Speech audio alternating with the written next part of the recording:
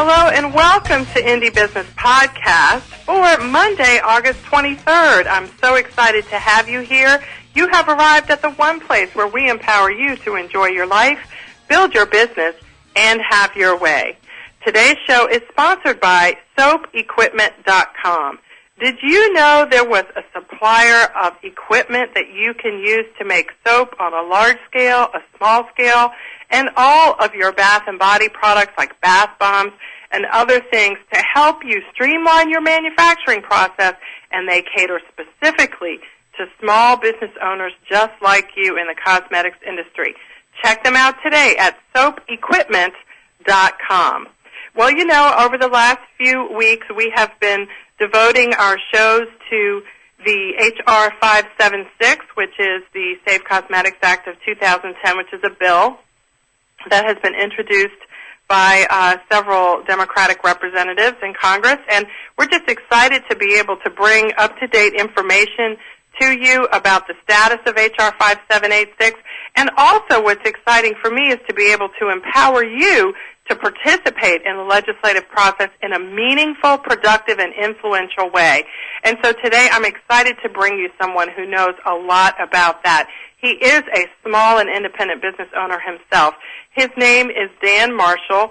He is the founder and vice president of the Handmade Toy Alliance, and he also owns and manages Peapod, which is a company in Minnesota and a retail store that sells products designed specifically for children. And Dan has been active with the influencers in the small business arena who have been dealing with the Consumer Product Safety Improvement Act of 2008, and he's going to share some of his experiences with us today and help us learn from his insights and some of the things that he and his colleagues have been doing on Capitol Hill over the past few years. Dan, welcome to the show. Yeah, thank you very much. So, Dan, let's just start by telling our listeners a little bit about your business and how you got started. What's the inspiration for Peapod? Well, we started out, it's my wife's business, and I kind of joined on, I guess, 9 years ago now. So we manage it as partners at this point. But she started out selling baby slings when my daughter was a baby. She's 14 now. And basically everywhere we went wearing our baby in a sling, people would ask where we got that. And we thought, wow, we could sell these. And so we started doing that, and it kind of took over our living room, and then we decided to open up a store. And now we sell everything from baby carriers to wood toys and clothes and natural baby care products like soaps and shampoos. Cloth diapers is another big category for us. So we're kind of like the alternative baby and kids store here in the Twin Cities. You know, we stay away from plastics, and we try to find as many locally made and domestically made products as possible. And it's been a lot of fun. We've been doing this now for like 12, 13 years, and we keep learning new stuff every day. Oh, it's so interesting to hear you say how your business started with your wife actually starting it when your baby was young. That is such a interesting and familiar story. Are you seeing more and more people sort of following that pattern where different industries and small businesses are concerned? Yeah, totally. And I don't know what it was like before the Internet, but it certainly seems like the Internet makes that easier. That, you know, if you start doing something kind of unique and different and you can get out there in front of people in a way that you couldn't really do that before. And, you know, and I'm talking about when we started, the Internet was like, you know, print out this form and fax it to us, and we'll process your order for you. That's right, I remember those days. Yeah, that was not that long ago, really, but that's when we started out. And so it's been really fun to watch that evolve, and as that's happened, the products have evolved too. If you look just how much change has come to, like, cloth diapers in the past 15 years, it's kind of amazing how much innovation there's been, and I think a lot of that has been driven by this online community that wasn't really possible to do before. Mm-hmm. And in the same time, you know, we see a lot of really strong, vibrant small businesses of people who are supporting their families just by making things, and it isn't anything that people would look at and and say, wow, that's a huge business or anything. They're fairly small businesses. They just, they support a family or it's extra income, but they make wonderful products, and it's really fun for us to work with all these dozens of little companies that are making really unique products, from wood teething rings to maple blocks, or specialty bibs, or writing interesting books or whatever. From our point of view, it seems like there's been a real renaissance in small business and small-scale manufacturing in the past dozen years or so. So exciting to see that. Now, what were you doing before you noticed your wife taking over your living room? Well, yeah, I had a big company job. I was working at American Express. I helped set up small business retirement plans. Mm-hmm. So it was a good job. It paid the bills. But when our business grew to the point where where it made sense for me to join, it was kind of a leap, for me to do that. I happened to do it at the same time my son was born, so that was a really interesting time for us. But I haven't really looked back since, and I haven't regretted that at all. It's been a great choice. So that is so wonderful to hear. I do hear of a lot of guys who are doing that. Their wives start something so they can be at home and do something that they enjoy, and then, I don't know, however long, several months into the process, it starts to creep out of, the small space that it was originally designated for, and then somebody takes a look at the checking account and goes, "Hey, wait a minute." Yeah, totally, yeah. Looking at. Yeah, and, I've had to learn a lot along the way, and, Millie has too, but, there are a lot of businesses like that, and I know a lot of other fathers, dads who've done the same kind of thing, kind of following their wives along with their inspiration, and, it's been fun for me to do that too. And what advice quickly would you give to some of our listeners who are thinking about joining their spouse in a business they've started? Well, it takes about a year to get used to working with each other day in, day out that way. I mean, no matter how well you know your spouse, I think it's a totally different type of relationship. Mm-hmm. And so we've had to kind of set out different responsibilities. Like, okay, this is an area that I do, and this is an area that Millie does, and kind of separate things out in a way that makes sense to us. But give it time, I think, would be my biggest piece of advice, and let it be flexible so that you can find a way for it to work. I guess the other thing is that it's been really helpful for us to have a store, and then we actually go home from the store, and we're not living where we work.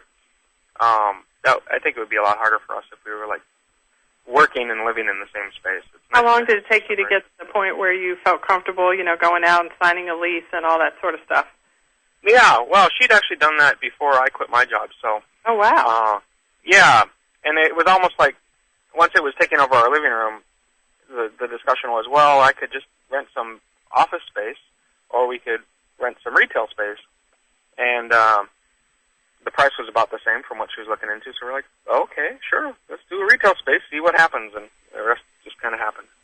Sounds great. Thank you for those tips. So, you're tooling along in your business, and you sort of described what some of your focuses are, obviously on children and babies and young children, and being able to buy and resell in your store products that are handmade and also products that are created in your local community. So, what happened? We're going to talk about the Consumer Product Safety Improvement Act. Let's just start with that. You had obviously never heard of it before a certain point in time. When was the first time you remember hearing about that legislation? Well, yeah, and going back to 2007, it was a crazy year.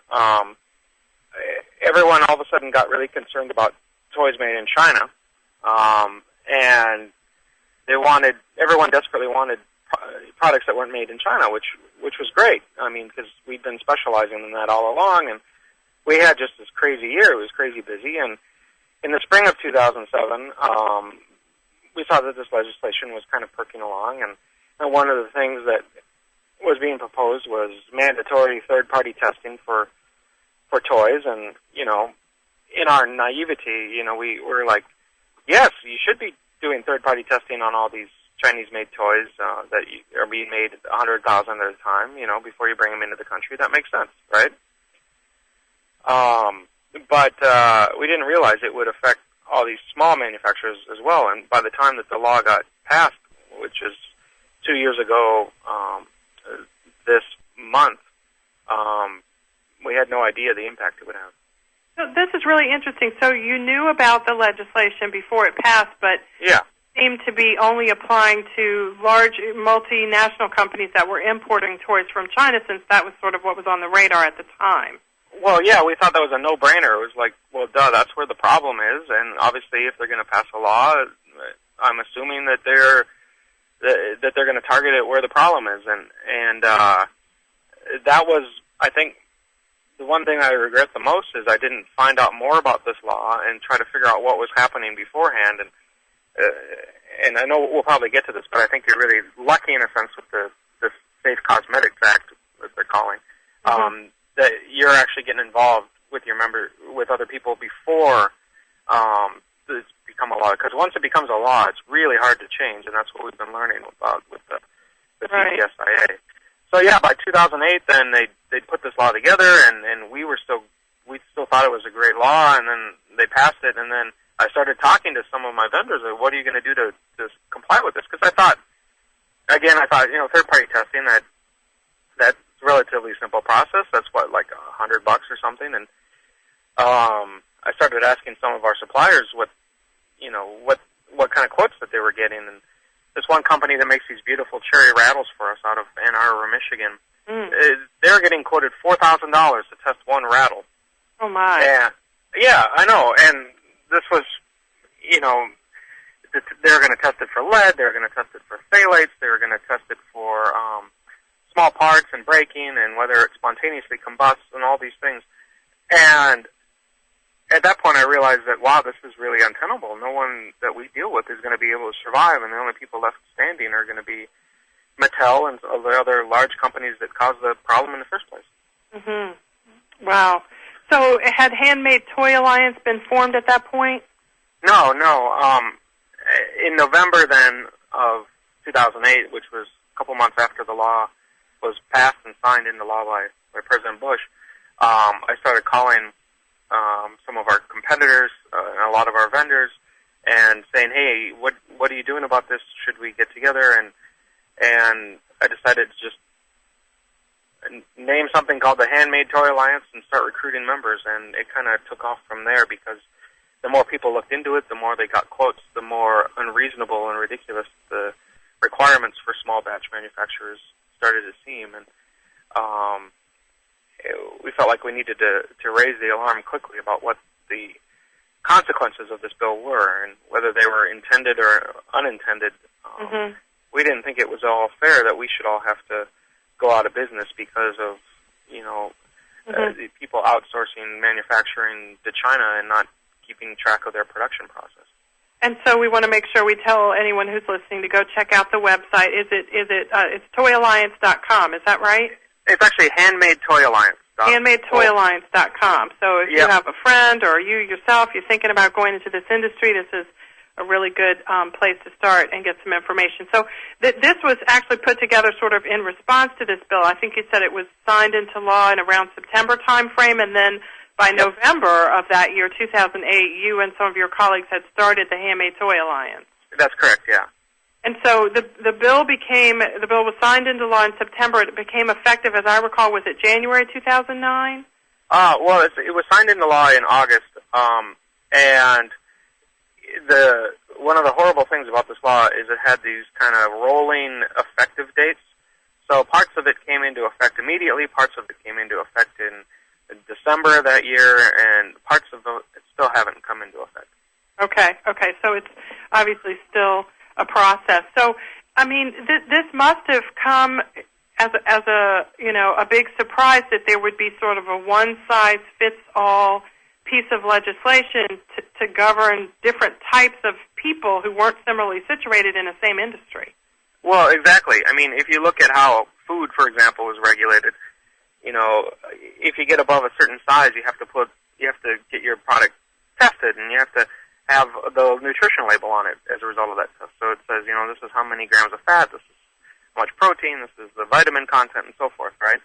But they exempt small manufacturers from doing that. And I had assumed that a similar thing would be part of the CPSI, but there's nothing of the sort. The law just says that everyone who makes a children's product is responsible for third-party testing to show that it doesn't have lead, that it doesn't have phthalates, and that it meets the ASTM use and abuse standards of the toy. Oh, okay. Well, this is it's interesting to see the parallel. I mean, it's obviously a different time frame. It's 3 years later. It's a different industry. But it does seem so interesting to me that this is an issue. And you talked earlier, Dan, about how the Internet has made it possible for men and women like you and your wife to start businesses and be profitable at them, because we can all start a business. It's actually running one and making money that's the tricky part. Sure. And so are there other industries that make you think about this in terms of, do we have to think in terms of our lawmakers understanding that, different companies are now entering industries, whereas before there was always just, one sort of kind of company that could manufacture these kinds of things? I'm asking this question as we have to go to break. So when we come back, we're going to ask Dan that question. Now, what is he noticing? He's been out there. He's been on Capitol Hill for the last 3 years dealing with this issue. So we're going to talk with him about these things. This is Indie Business Podcast. We'll be right back.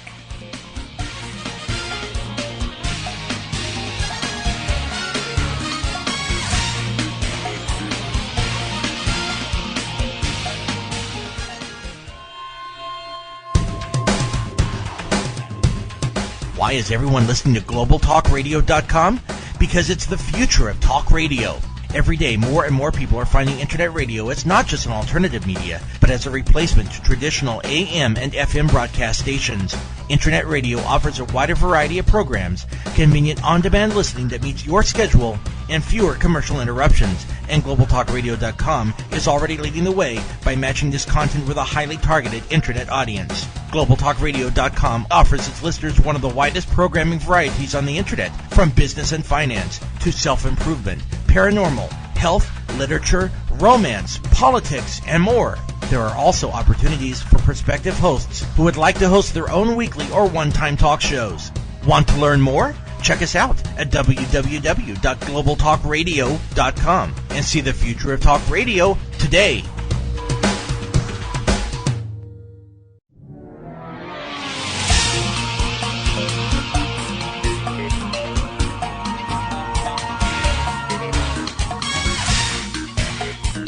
Welcome back to the Indie Business Podcast. I'm talking today with Dan Marshall. He is a founder and the vice president of the Handmade Toy Alliance at handmadetoyalliance.com. He also owns, with his wife in Minnesota, a retail store and an online store that sells children's and baby products that are locally made and made in the USA. So we could cue the applause if we had any for that. Very exciting about that. But Dan, before we took our break, you were sharing a little bit about how this legislation came about. So I'd like to have your thoughts on the big picture. Are you seeing that it's necessary for small businesses to become more involved in the legislative process, not just in your industry, but in others as well? Across the board. Whether it's baby carriers or organic food or what have you, I think there is a general process of increased regulation in Washington, and the people that are best positioned to shape that regulation are the large companies who often are the ones creating the problems that are spurring the regulation in the first place. And I think small business of all kinds really needs to be part of that process and to know what's going on and to really carefully look at legislation and regulations from various agencies, before they become law, so that you can have a voice and direct what happens. Because what we found, it's really hard to change something after it becomes law. I think of the Food Safety Act, and the way that law was originally written, there would have been an annual fee that every producer of food for resale would have to pay to the FDA, and that would have shut down a whole chunk of people that just sell at the weekly farmers market. And luckily they were able to get that changed somewhat. It still isn't entirely advantageous toward small producers, but it's somewhat better than it used to be. And in industry by industry, I think we've come to a point where you really have to be paying attention, because these big companies can use these laws to actually improve their situation, because it's easier for them to comply with these regulations a lot of times than it is for small manufacturers who oftentimes are more responsible to begin with. Well, that is really something to be concerned about. And certainly just the idea, though, of what you're doing in terms of having influence on behalf of, obviously, your business as well as other similarly situated companies. You guys are such an excellent example, Dan, it seems to me, of what all of us can do as small business owners, so that whoever is behind the laws that are being passed are not able to pass those laws with only their interests being discussed at the table. Well, exactly, and we've kind of had to elbow ourselves into the Consumer Product Safety Commission's agenda and elbow our way into the Congressional Oversight Committee to get a hearing and get a seat at the table when they had the hearing, but nothing is just given to you. It's not like when they are thinking about writing a bill, they say, we should find out what small business thinks about this. Yeah. And then they go searching for small businesses that would be affected, which would be perhaps logical, but that is not what anybody does. You have to actually fight your way to the table, and then once you're there, you can represent the needs of your membership or the needs of the other businesses like yours. But you have to be able to organize that, and you have to be able to get the media paying attention to you before you can even get your foot in the door. Mm-hmm. And I guess the number one thing I've learned is that it really makes sense nowadays to be part of a trade association that is looking out for the interests of companies like yours. And if there isn't one that fits your needs, then you need to be part of forming one, because in this day and age, I think it makes a lot of difference. And it means, lowering some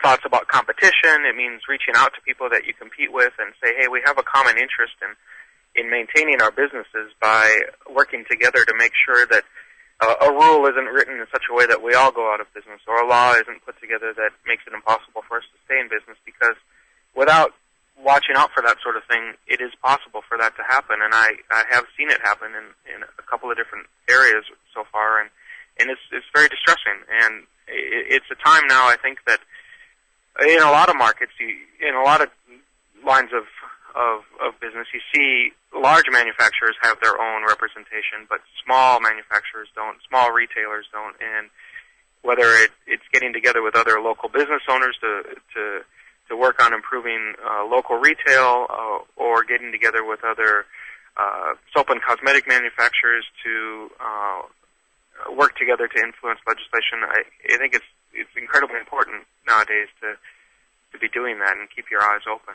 Oh, good that you said that. Of course, we do have the Indie Beauty Network as a trade organization that I started for cosmetics companies, and then there's also the Handcrafted Soap Makers Guild, which deals mainly with soap makers, but also soap makers manufacture other than soap products. So they deal with people that manufacture soaps and cosmetics as well. And then there are other, smaller sort of group types of organizations across the nation. You may find them on Meetup. You may find them, having an annual sort of gathering. And these organizations, Dan, may not be, formalized and incorporated like the Indie Beauty Network and the Soap Guild, but they can make a difference too, can't they?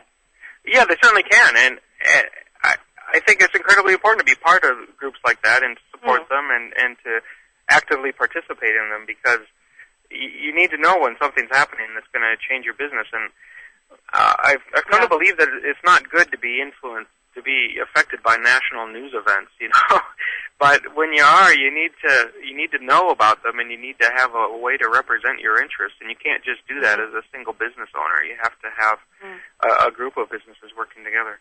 And look what you did. So by Christmas time that year, 2008, right after the bill became law, you and some of your colleagues had formed the Handmade Toy Alliance. So the new year gets here, and what happens next? You've got this new law. Everybody's right scrambling around trying to figure out exactly what it says, when does it take effect, what do we have to do. Yeah. And so what sorts of things began to happen? How you guys started shaking things up a little bit?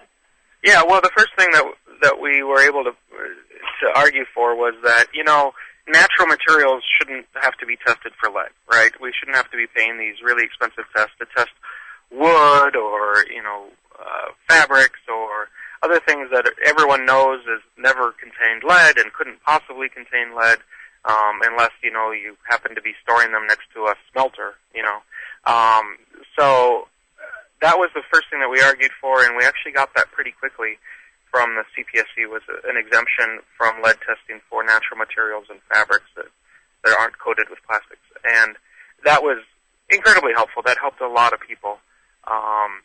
But what was that process like? I mean, the law obviously did not specifically say that exemption existed. So just high-level overview, what did you have to do to get that written into the regulations?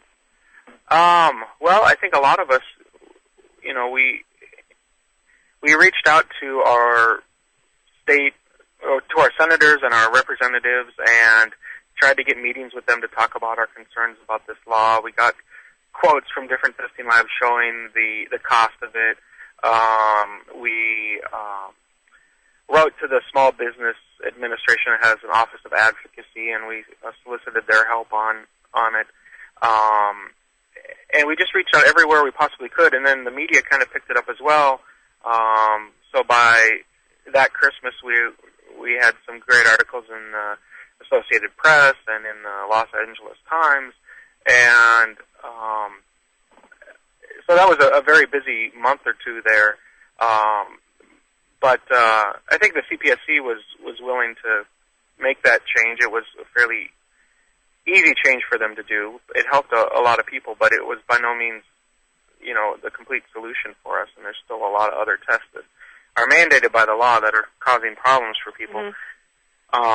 Then I understand there was a march on Washington of some sort?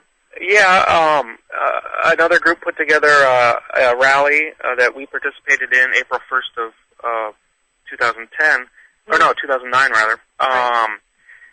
And so that was helpful, but we started to see kind of a disturbing thing, and that was that we were getting the most support from the Republican side of the bench. And over the past year or so, we've been trying really hard to work with the Democrats. They're the ones in charge, and I think they have a natural interest in helping small businesses, but it's become a lot more politicized, and some people have brought it to be a real Republican versus Democrat thing, and it almost has a Tea Party flavor to it right now for some of the people working on CPSIA reform, and that's been frustrating for me because it was a bipartisan law when it was passed, and I think it's going to have to take a bipartisan solution. But unfortunately, the Democrats have been really recalcitrant in making changes. The consumer groups are really close in with them, and although we've been reaching out as much as we can to different consumer groups, and I think they see a lot of what we're concerned about, we haven't had a lot of success in actually getting the legislation changed or amending it. Well, let me ask you this, just in terms of what other people may be experiencing going forward. Certainly, that sort of split is frustrating. Probably doesn't help small businesses on either side. But I'm just wondering if that seems like sort of ironic, actually, that's the split. Do the Democrats that you've been working with, do they kind of see this as a jobs issue? And I'm asking because I see it as a jobs issue. Small businesses like yours and mine and my members, it's not like we can run out and start another business tomorrow, or even in this economy get another job. So exactly, when we're put out of business, we're also put out of a job. And has that been urged, or is that an accepted position? Yeah, it certainly is. However, the feedback we keep getting, and this is part of the frustration with the way the law is working, because the law had these phased implementation dates, and some of the big ones have been stayed for several years in a row, so that the full impact of the law hasn't yet been felt by small businesses. And so a lot of the policymakers, especially Democrats, have been saying, well, give us a list of the companies that have closed because of this law, or tell me how many jobs have been lost as a result of this law. And that's really hard to find, when you're just like trying to figure out how many little mom and pop operations have gone out of business.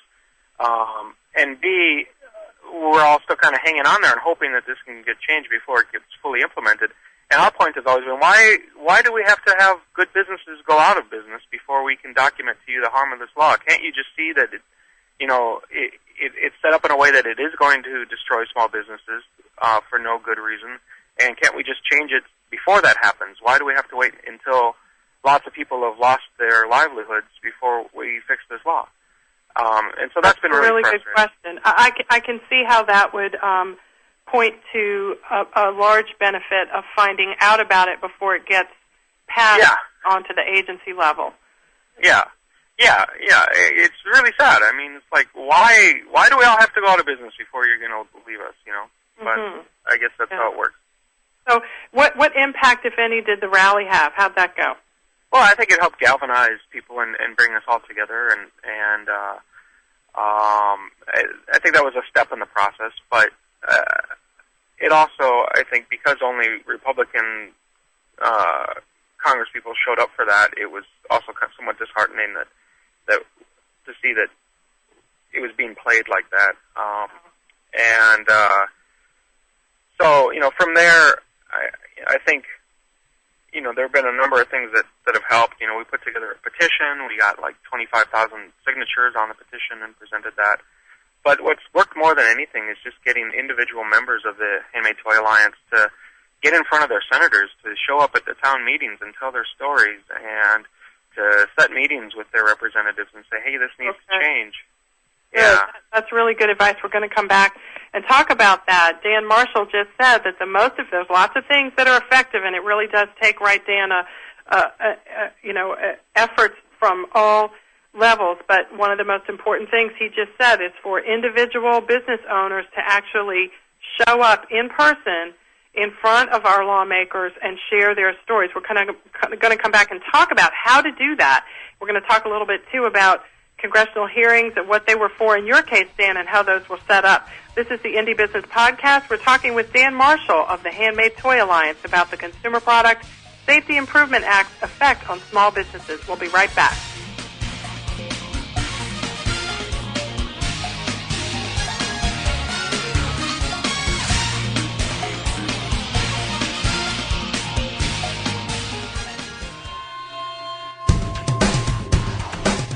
Want to stay on top of what's new in the radio industry? Sign up for a free subscription to the Future of Talk Radio, available exclusively to listeners of globaltalkradio.com, and find out what's new in the world of online radio. Listeners can find out about new shows and special guests. People with something special to offer can find out how to become a guest and how to prepare for an interview. And prospective hosts will find a valuable resource for everything from planning a new program to selecting topics and guests, recouping expenses by selling advertising, and more. Sign up today for your free subscription to the Future of Talk Radio by visiting www.globaltalkradio.com and learn about the future of talk radio today.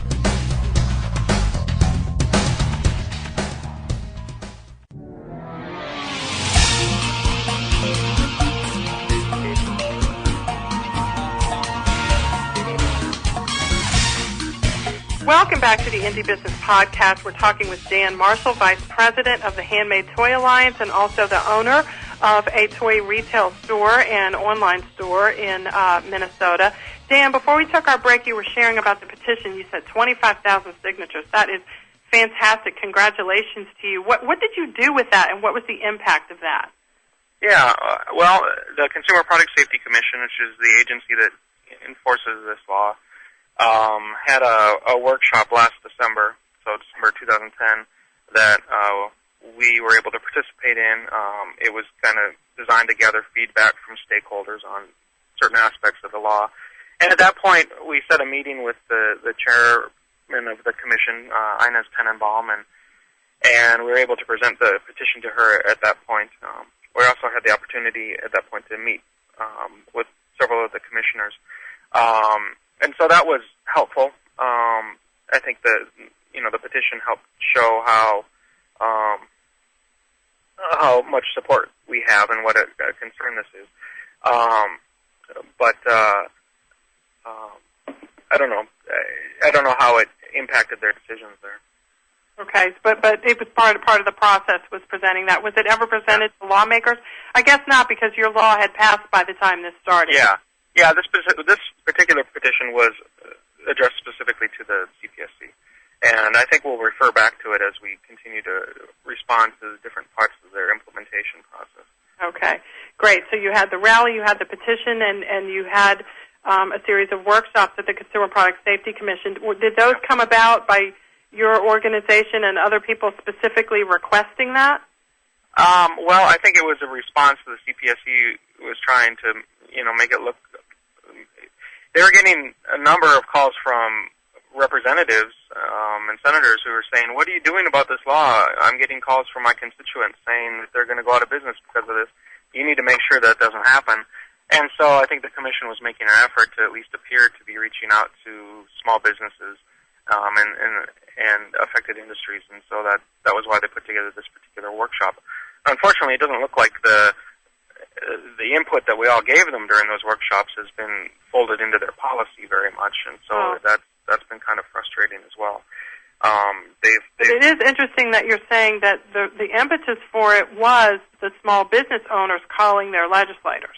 Yeah, totally. Yeah, one way or the other, you have to get through to your representation. You have to get to them. For me, we're in Minnesota. I've worked really closely with Senator Klobuchar's office, who I think has been very helpful for us, and she was able to write a letter to the CPSC about exempting natural materials fairly early on, but I've been working with her office for 2 years now. She's a Democrat, and I think she's been very helpful for us. And she understands, what we're going through, but unfortunately it hasn't yet risen to the level of actually amending or changing the law, but that's something we'd still like to see happen.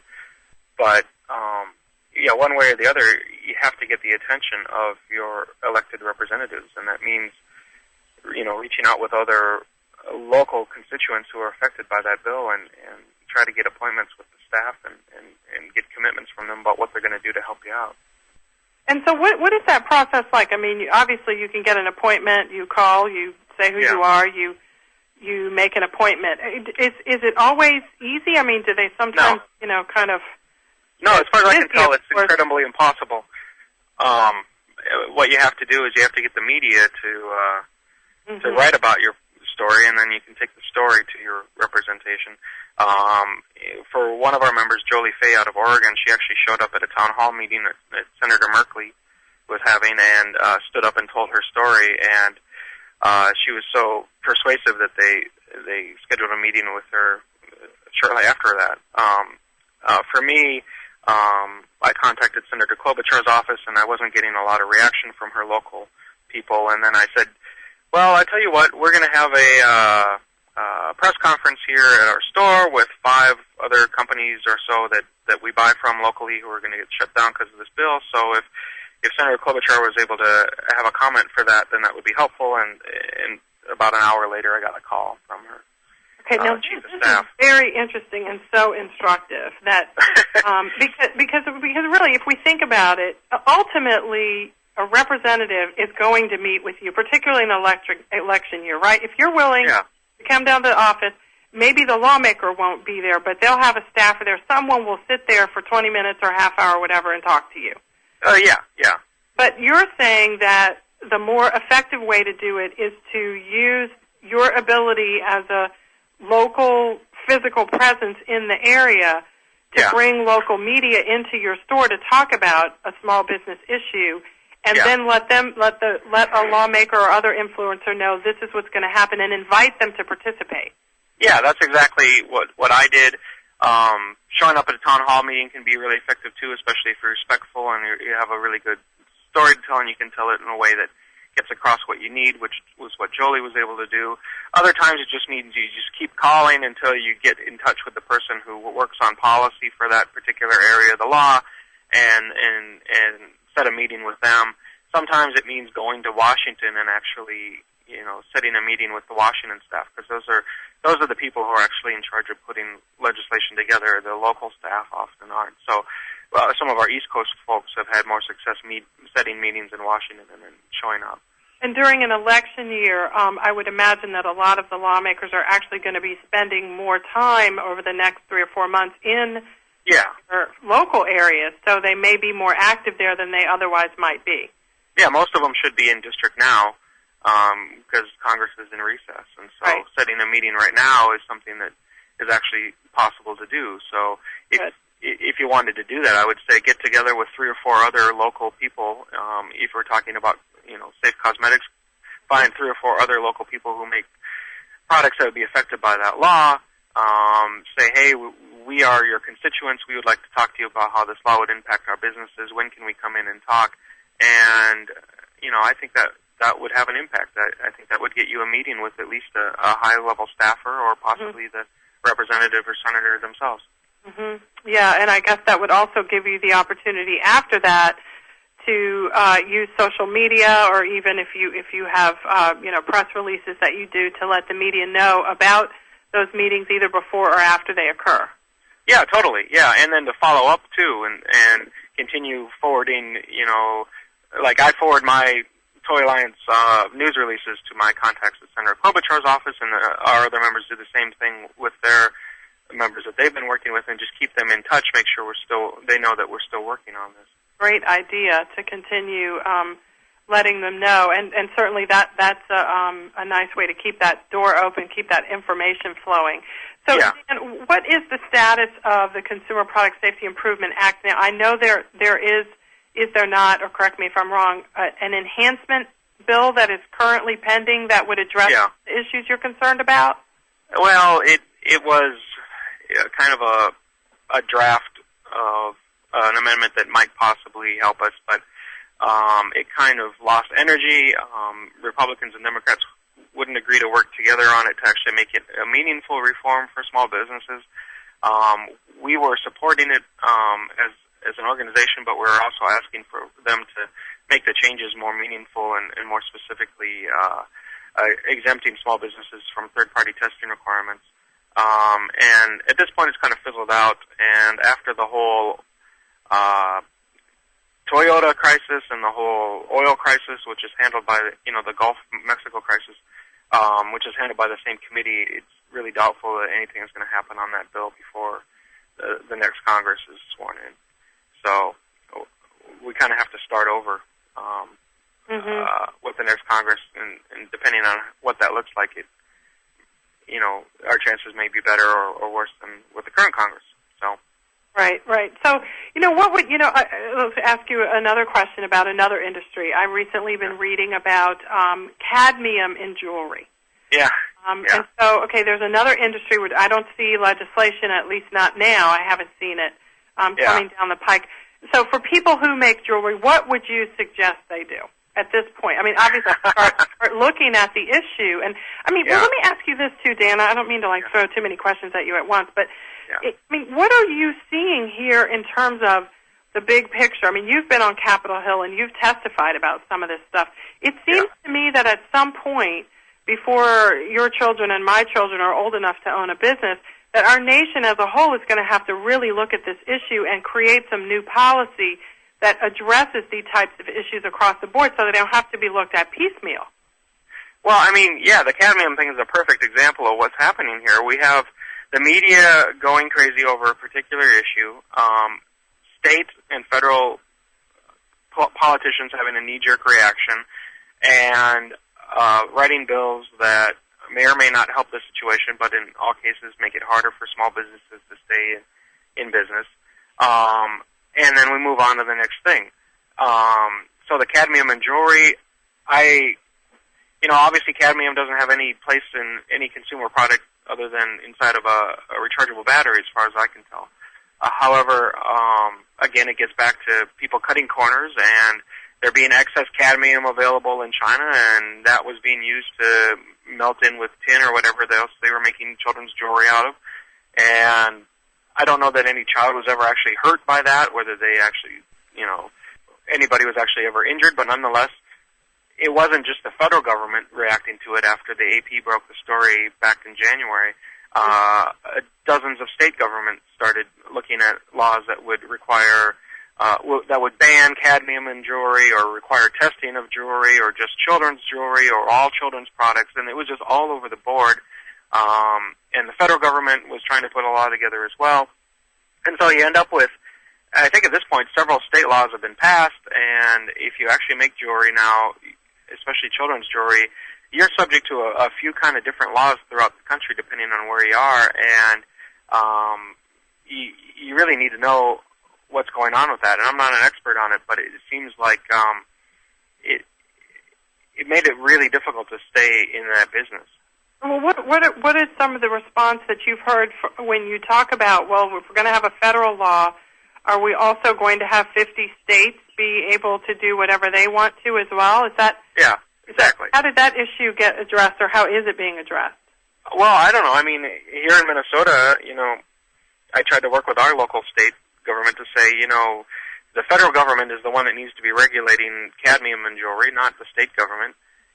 But they really felt like they wanted to pass a law. So luckily, I think they lost energy on it as the news story died. But in other states, that didn't happen. And I don't, from a policy point of view, whether you're Republican or Democrat, I don't know how you can justify, dozens of different state laws across the country regulating something that is really a matter for the federal government to regulate. And so that's another part that really scares me. And I think the deeper issue here is we need to learn how to buy products from people that are closer to us, that we can see how the products are made, and that we can respect how that they're made, and not and get past this idea of outsourcing everything to countries where we have no idea what's being made.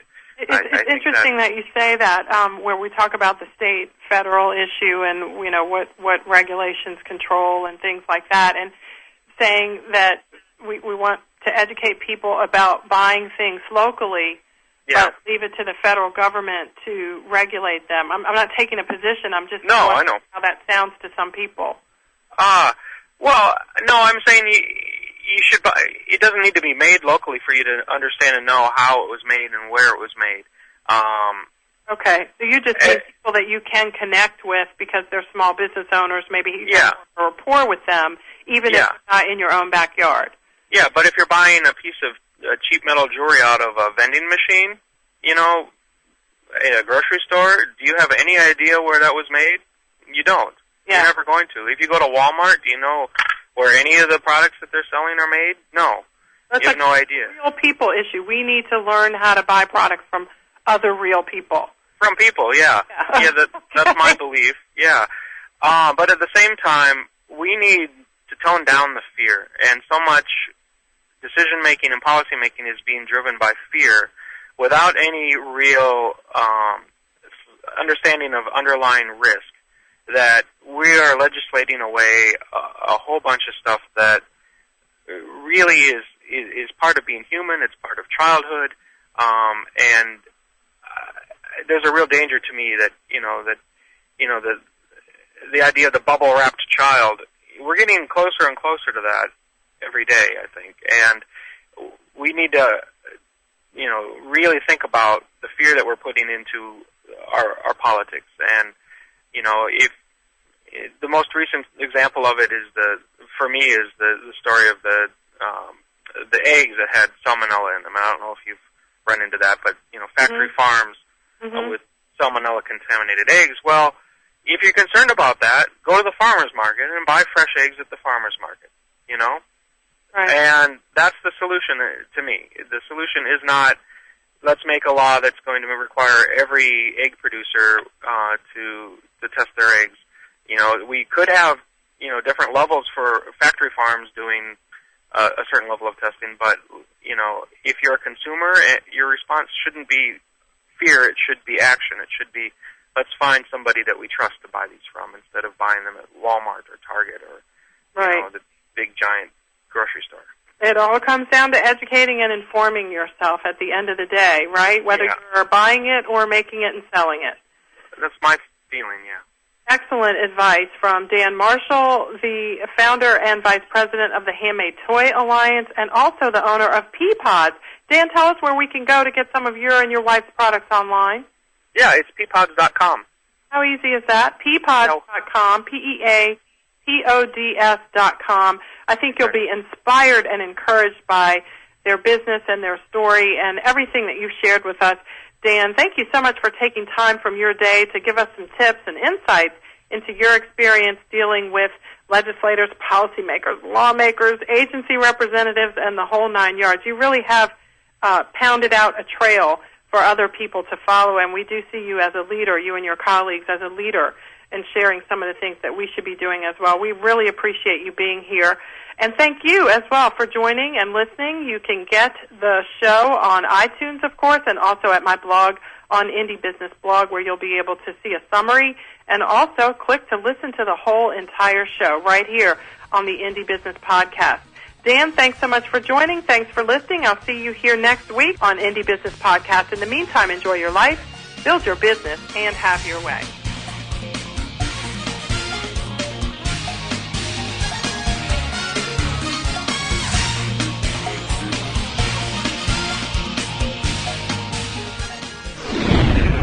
You're listening to GlobalTalkRadio.com.